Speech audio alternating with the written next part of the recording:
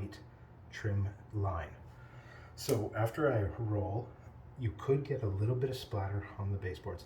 Now, mind you, you want to have a drop cloth down.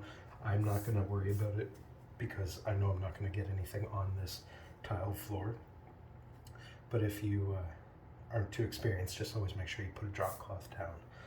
So after the second coat is all done, then what I like to do is just use this 1.5 inch brush. Now the trick is you want a brush that is fairly new but has been washed out a couple times. And when you do this to the side of the can, you're going to get something like that, quite tight. You don't want a brand new brush, you want one that's been washed and used a couple times like this one. You don't want one that's been washed a lot where it's really opened up on the end, because that isn't going to work that great.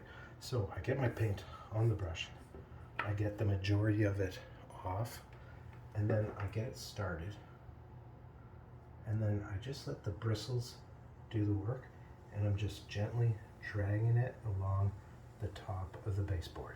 I'm going to go around the entire perimeter. It cuts me a nice, perfectly straight white line, and then what I might do is just get a little bit of paint on and just go over the top part of the baseboard.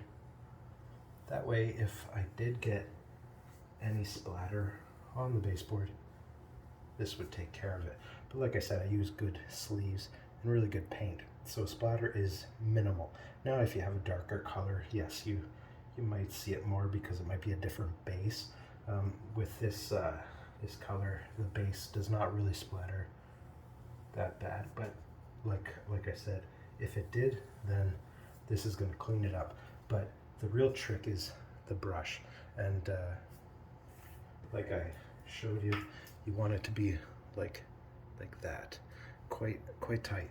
Then you get it started, and you're just letting the bristles do the work. You're not putting much pressure, you're just letting the bristles do the work. I'll just do it again.